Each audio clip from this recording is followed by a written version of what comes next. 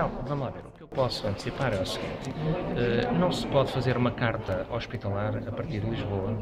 Portugal não é só Lisboa e não se pode e não se deve fazer uma portaria com aquela importância, aquela relevância, sem ouvir os peritos, sem ouvir o poder local, aliás, o Primeiro-Ministro fala muito em consenso e que há necessidade de um consenso com o Partido Socialista, mas ninguém ouviu o Partido Socialista sobre isto, que é um partido de governo, não pode ser feito desta maneira. Portanto, o método em si. Depois, não pode haver uma reforma hospitalar sem uma reforma integrada dos cuidados primários, hospitalares e continuados. Isto não pode ser a retalho, não pode ser com medidas avulso, tem que haver uma estratégia transversal. Na semana passada, o Governo fez sair um documento sobre os centros de referência e de excelência e que até não está mal elaborado.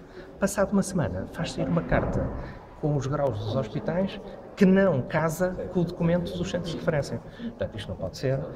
Talvez o Governo refletir melhor e ter, de facto, e o Ministério da Saúde e o Ministro da Saúde, fazer sair um documento após ouvir as entidades, após estudo com os peritos e com os profissionais de saúde e com as entidades que é dever do Governo ouvir, que vá de encontro às necessidades do país, que é preciso, de facto, centralizar algumas áreas, como eu estava a dizer, mas ao mesmo tempo descentralizar. Nós temos que ter uma rede de cuidados de saúde.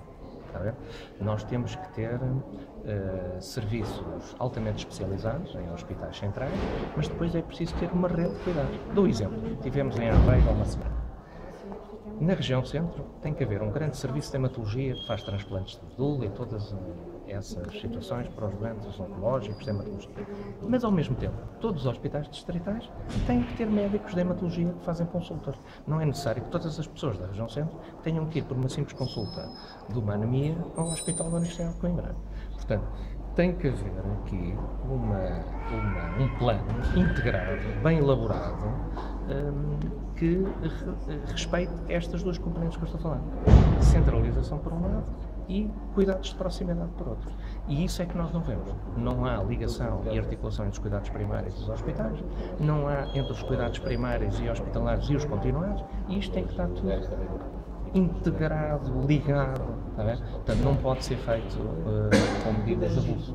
Estando aqui nesta região, os hospitais, as unidades hospitalares que poderão perder serviços das novas tipologias, merecem alguma consideração? Sim, merecem, porque é o que eu estou a dizer.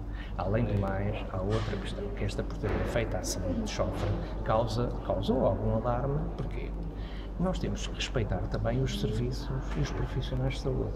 Nós temos serviços de grande qualidade e de excelência. Eu amanhã vou visitar, aliás, um Hospital de Gaia, um serviço de cardiologia de intervenção, que é, talvez, o melhor do país e de referência há décadas. Não se pode fazer diplomas que extinguem serviços sem ter havido reuniões, conversas com os profissionais. Até admito que se possa fazer concentração no Porto. Mas isto tem que ser feito com respeito pela história e pelo presente e pelos investimentos também, do ponto de vista financeiro, que já se fizeram. Isto é, não se anda a investir milhões de euros em serviços de alta tecnologia para depois, agora por um desenho feito na Avenida da República em Lisboa, dizer-se que esse serviço vai acabar. Portanto, o que é preciso aqui é bom senso, respeito e saber ouvir. Doutor, a desclassificação ou reclassificação nomeadamente do Centro Hospitalar de Tâmega e Sousa, anunciada no âmbito da portaria que foi de conhecimento geral, criou, como sabe, aqui uma grande inquietação neste território do Tâmega e Sousa. Fala-se inclusive da possibilidade da perda de algumas valências, de algumas especialidades importantes. O que é que o Partido Socialista sabe em concreto sobre isso? Já sabe em concreto quais são as valências, quais são as especialidades que poderão ser retiradas ao Centro Hospitalar do Tâmega e Sousa? A questão é que, infelizmente, nós só temos, todos os dias o Governo só nos dá mais notícias. Ou é cortes, ou é perdas, não há esperança, não há ganhos, não há nada a somar, é sempre a subtrair, está a ver? Isso é que é a triste notícia diária e que o Partido Socialista e eu, como responsável da saúde, todos os dias tenho que responder, infelizmente. A questão é a seguinte: não sabemos nada em concreto, o que veio a público é uma portaria que, como lhe digo, se antevê, de facto, a perca em muitas unidades hospitalares, em muitos serviços, de valências que tinham. Esta reforma, como eu disse, tem que ser feita de uma forma cirúrgica e tecnicamente bem fundamentada. Não conheço nenhum estudo sobre isto. Há sempre umas comissões de trabalho nomeadas pelos ministros destas coisas.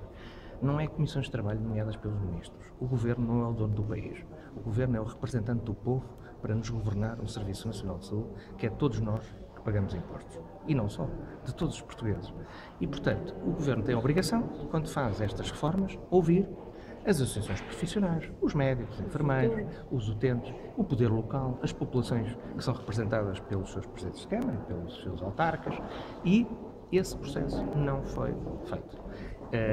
Portanto, e sobre isso quero dizer que nós temos um gabinete de estudos a estudar em pormenor essa portaria, daremos a resposta adequada e lamentamos de facto que as coisas sejam mais uma vez apresentadas pelo Governo sem estudo, sem fundamento e sem respeito e bom senso. Mas acredita que há possibilidades ainda de tentar pelo menos reverter esta situação? A única coisa que nós não revertemos é a morte. Tudo o resto é possível reverter.